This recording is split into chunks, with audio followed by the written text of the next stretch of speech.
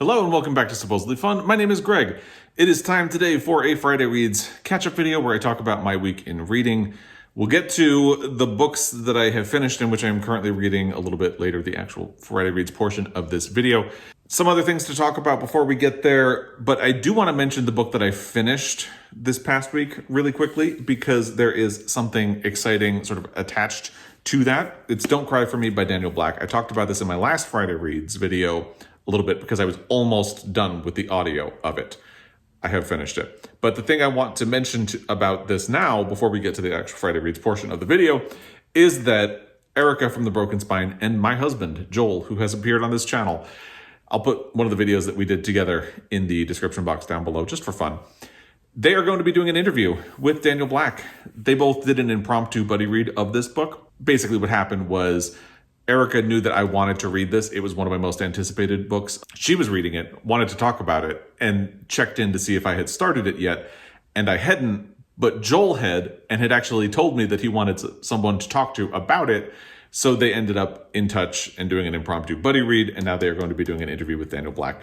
The interview will be coming at some point in April. I believe the interview is at the beginning of the month, and then whenever they're done editing, I don't want to hold Erica to a timeline. So just check out her channel. I'll put a link to it in the description box down below. I think Daniel Black seems like a really interesting person, and I think this is an interesting enough book that he could have a lot of really interesting things to say. So I've said interesting far too many times. You know what I mean. It's a good book. He seems like an interesting author, and it's two people I like and respect doing the interview very much. So check it out. Stay tuned to her channel for that. In terms of other things that are going on this week, I finally released my Pulitzer Prize predictions for this year. I don't know if they're going to announce the award in April, which is the tradition. For the last 2 years, they've ended up bumping it because of the pandemic, and numbers are going up again, so there's a chance that they will end up postponing the announcement this year, but I wanted to make sure I got them out. It's a big thing to put together every year, but I love doing it, so I'm really happy that a lot of people were just as excited and nerded out about it as me. I'll put a link to that video in the description box down below as well. And since then, I have been working on another long project. It's been a long time coming, and I'm hesitant to mention it because I've said I'm going to get to it many times before, but this time it feels real, and this time I feel like I really need to get this book off my to-do pile. It's Gone with the Wind. I've been working on my Pulitzer Prize deep dive for it. It's really long. It's really long. That's part of the thing. Every time I go back, I keep thinking I'm going to make this shorter, and I end up saying more because it's important to get it right, I feel. So I'm working on it. It seems like it's in a really good place, and I want to get my Pulitzer Prize deep dive of this done. First of all, because it's been months. I stopped reading this book early fall last year, maybe late summer, and I haven't done my Pulitzer Prize deep dive on it. It's an annoying conversation, but it's a necessary conversation. So I need to do, well, I don't need to. I'm telling myself I need to do my Pulitzer Prize deep dive of this before I get to my Pulitzer Prize deep dive of Beloved, which I finished in February. So I need to get this out of the way in order to do that. So I think I'm in a place where I can finally record. And what I think I'm going to do is I'll have a really long blog post about Gone with the Wind and condense the stuff that goes into the video. Because I want to do a lot of the fun stuff that comes along with a Pulitzer Prize deep dive, like what else was going on the year this book was published and things like that. So I don't want to spend too much time talking about the racial component, but that is coming. Maybe. I've been saying it's coming for a really long time, but this time it feels real. The other thing that's exciting is that it was announced this week, or I saw this week, it was announced previously, that Pedro Almodovar is working on a film adaptation of Lucia Berlin's story collection, A Manual for Cleaning Women. I assume they are picking a story from the collection and expanding that into a movie. I don't think they're going to be doing the whole collection, or maybe they will. Who knows? It could be interesting to see a series of vignettes. But Cate Blanchett is going to star, and I think that's really interesting. There are not a lot of details right now, except that Pedro Almodovar is working on the script, but I'm really fascinated. That is one of my favorite story collections. So if you have not read A Manual for Cleaning Women, I forgot to grab my copy of it before I started filming, but I would say definitely check it out. It is worth your time. And it will be really interesting to see what Pedro Almodovar does with a movie adaptation of it. In terms of other things that are going on, it's kind of convenient that I just mentioned movies because the Oscars are going to be on Sunday. And if you know me, you know that I am an Oscar obsessive. Jamie doesn't want to hear me talk about them, so she's leaving. But I have managed to see almost all of the Best Picture nominees. I think the only ones I haven't seen at this point are Nightmare Alley and Licorice Pizza. Nightmare Alley, because, well, in both cases, actually, I am not as enamored of the director as other people are. For Nightmare Alley, that's Guillermo del Toro, and for Licorice Pizza, that's Paul Thomas Anderson. And Nightmare Alley sounds like something that could be interesting. It is based on a book, but I was waiting to see if it got a lot of Oscar nominations before committing to seeing it, because it's been streaming for a while. I think it's on Hulu. And then it did get nominations, including Best Picture, but it also feels like it's not really a contender in any of those categories, so I don't need to see it before Oscar night. So I'm kind of waiting. If you've seen Nightmare Alley, let me know. But keep in mind, I am not a Guillermo del Toro fan.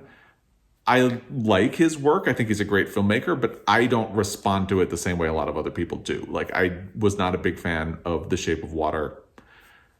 I don't like Crimson Peak.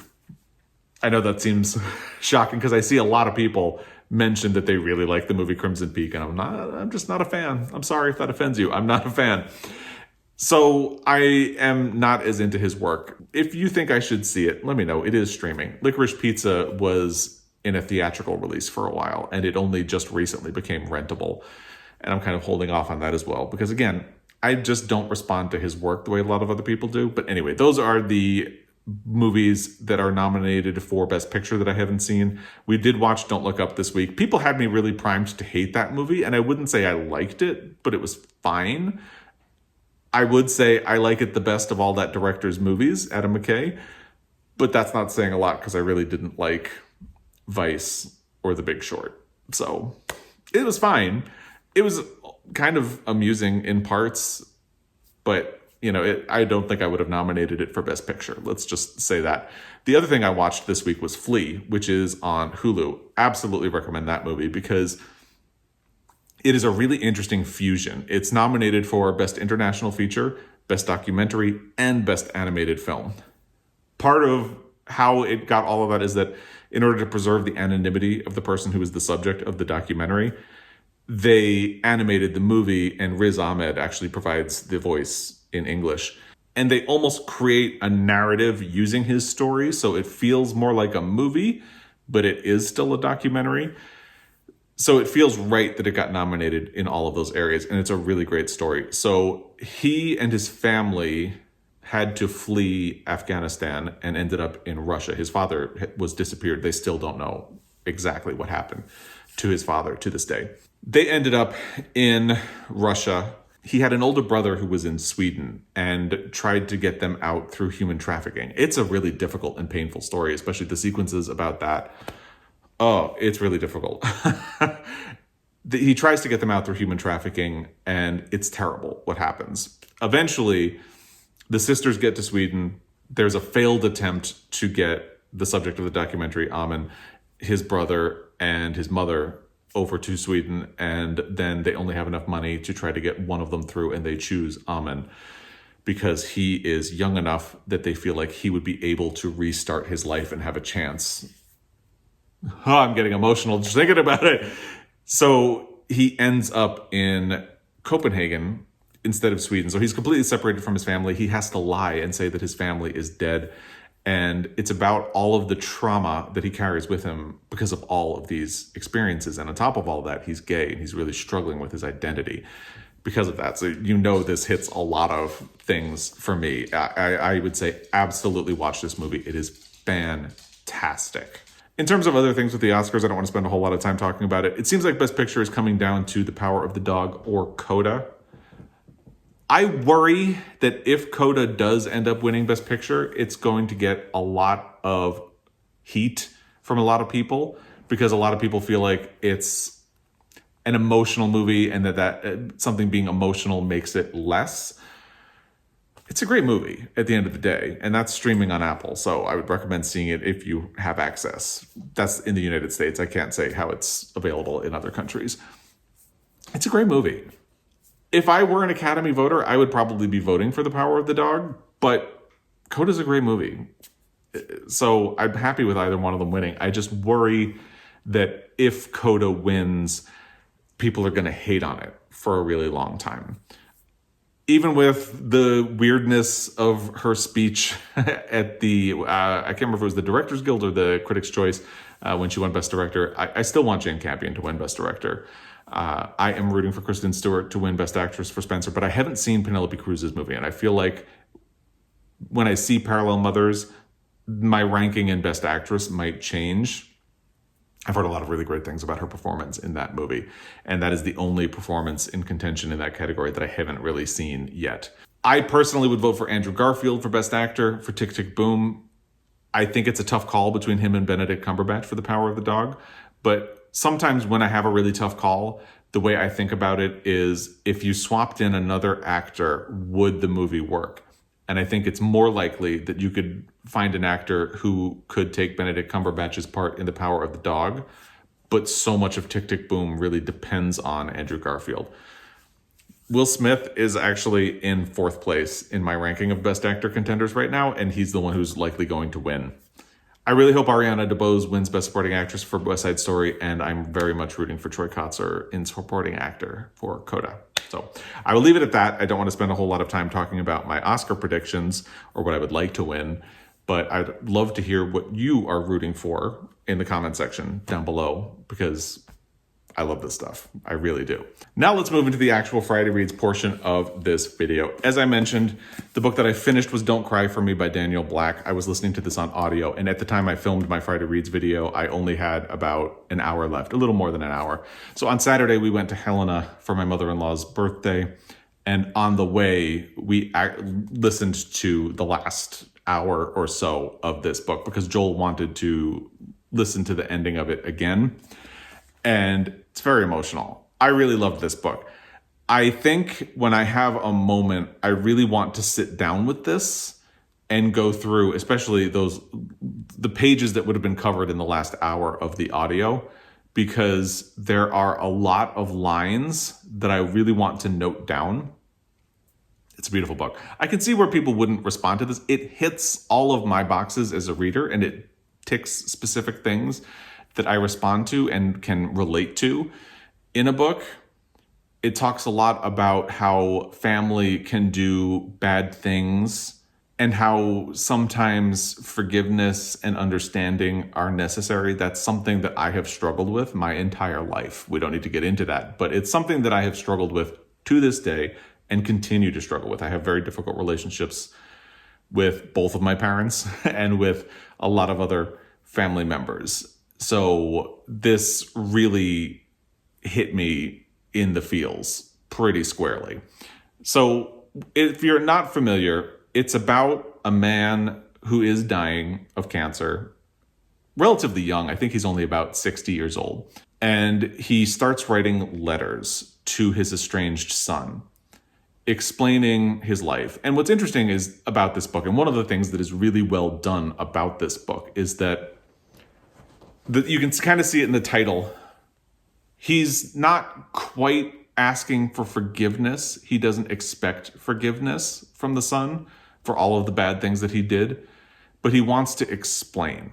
And that is so poignant. My God.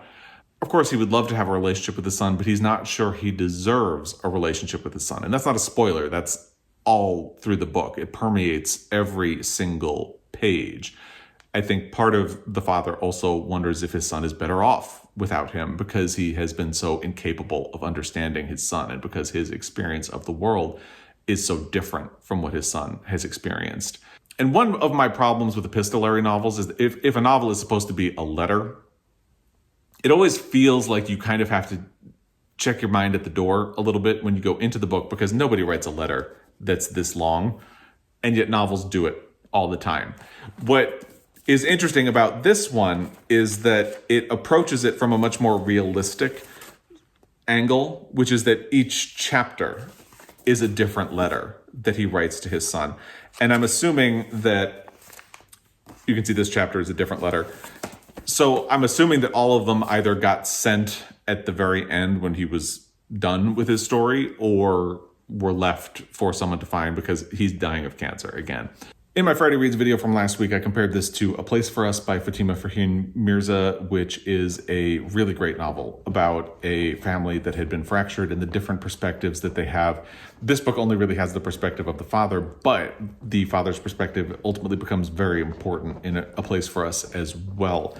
And it is also a novel about how someone with good intentions can do very damaging things over time. And that's kind of this book as well. I'd absolutely recommend it. It needs to settle a little bit before I decide where this is going to be on my best books of 2022. Right now, I would say it's kind of competing for second or third place, depending where things land, with Matrix by Lauren Groff. I was really high on Matrix when I finished it in January, and I'm really high on this now that I just finished it. So I need to let all of my emotions settle and chill out before I decide which one is going to be second place and which one's going to be third. But I think this is a book I'm really going to be talking about a lot over the course of the year, because I can't imagine that this will get pushed out of my best books of 2022. I really loved it. Hi, obviously I have changed location. So here's a little bit of behind the scenes. Usually, no matter how many segments I use to film a video, I try to edit them together so it looks like I filmed them all at the same time. That has been the case today. I got interrupted by work things several times. This video that you've been watching was divided into, I think, 5 or 6 different parts. I can't remember. One of those segments had to be redone because I accidentally filmed in slow-mo and had to redo it. As I was editing just now, I noticed 2 things. One, I was not wearing a hoodie for the first half of this video. I was for the second half, and I'm still wearing it now. So there's a weird continuity thing for you. But also, I neglected to talk about many of the things that I talked about with Don't Cry For Me when I re-recorded after slow-mo, because I started recording, had to stop, started recording, had to stop, and then started again, and thought I had already covered some of the things that I talked about. None of this is really relevant except to explain that I'm back here filming from the library now, to just briefly mention that one of the things that I thought was really interesting about this book is that it talks about how things change over time and how gender roles and ideas and what is acceptable for a person changes over time. The father in this book was raised by his grandparents in rural Arkansas. His grandparents were sharecroppers and had had very tough lives as a result. And the father had a very tough childhood. He lost a brother early on and went through a lot of really tough experiences. And his grandfather really beat this idea into him that he had to be a man. And what, of course, was meant by that was the sort of manly ideal of the time. And he really was not able to let go of that for his entire life. He had this really strong idea that a man had to be a certain way. He had to swallow all of his emotions down, not let them show, couldn't be affectionate, had to be very tough, and had to work really hard. And that was his role in the world. And if he had a son, for instance, he had to do what his grandfather did, which was be really tough on him and try to shape him into the man that he thinks society demands that he be. And so he ends up with this wife who has her own ideas about what she wants to do. She really wants to go to school. She has dreams. And he thinks her entire role is to be a wife and a mother. So there's conflict between the two of them, and times are changing, and women are, of course, able to get out into the world more. So there's conflict in their relationship because of that. And then he has this son who does not adhere to the quote-unquote masculine ideal. And that causes a lot of tension in them. And he does horrible things to the son as a result, because he is trying to do what his grandfather did, which is make him adhere to this masculine ideal. It doesn't make excuses for what he does, but it is also really interesting in a lot of ways. and the dynamics of him growing up and becoming this tough, hardened man. For instance, there's a scene in one of the first chapters where he talks about making a pound cake with his grandmother that is really sweet, and he loses that sort of sweet innocence very early on, and pound cake comes back again toward the end, and it's just a really beautifully done book that allows this father to be very complicated, to have this rich, difficult history that you as a reader get to grapple with as well. And I just wanted to add that level of complexity to my discussion of the book, since I'm finished with it now, and I probably won't be discussing it again anytime soon. Anyway, back to the rest of the video. This is probably going to be the last segment that I film for this Friday Reads video, hopefully, and it will be done and uploaded, and we can all move on with our lives. Thank you. Daniel Black reads the audio, and he does a really great job. So I would recommend doing it that way. But now I feel like I want to follow up in the print version so I can note a lot of things down. So you can choose whichever way you want to read this book, but I really loved hearing his voice and him putting his inflection on it. And that is an interesting topic because it really ties into the book I'm listening to on audio right now, which is The Sentence by Louise Erdrich. And she is also the narrator of the book. She also narrated The Night Watchman, which I listened to last year. And she is a fantastic audiobook narrator, especially for her stories. She has this really soothing voice. I would listen to her talk about pretty much anything. And she is also really great at doing the voices of her characters and the sort of accents that come up and the level of accent that different characters will have. And this kind of thought made me think of a question, like, which author would you say is the best narrator of their books? Daniel Black does a really great job. I might have to read another book of his before figuring out where he might lie in that. To me, Louise Erdrich is in the top two. Toni Morrison would probably be my number one. Although I only listened to part of one of her audiobooks, and I ultimately put it down because I decided I wanted to read the book for the first time in print so I could absorb all of the information in it. I think Toni Morrison is an author that I really need to do that way. I absorb things better in print, and yet her voice is just beautiful and melodious and all of that stuff. But hearing where an author puts emphasis really, I think, helps understand a book. So I love doing that. But I'd love to hear what your favorite author as narrator is. To me, Louise Erdrich is actually totally in the top two. Unfortunately, I'd say the book is just okay. It hasn't cohered into anything for me at this point. I think I'm about 40% of the way into it. And it's interesting. It's a great story. I love hearing Louise Erdrich. I think she's a great storyteller too, and that comes out when she speaks to you. The way it's described in The Dust Jacket is that a customer in a bookstore, which by the way is a stand-in for Louise Erdrich's own bookstore, dies on All Souls Day. And over the course of the following year, she haunts Tookie, who is the main character of the book. And yet that feels like a small component of the book. And maybe in the last half of the book, everything's going to cohere, but I didn't really see The Night Watchman cohere into anything. So I feel like there's a danger that the same thing will happen here.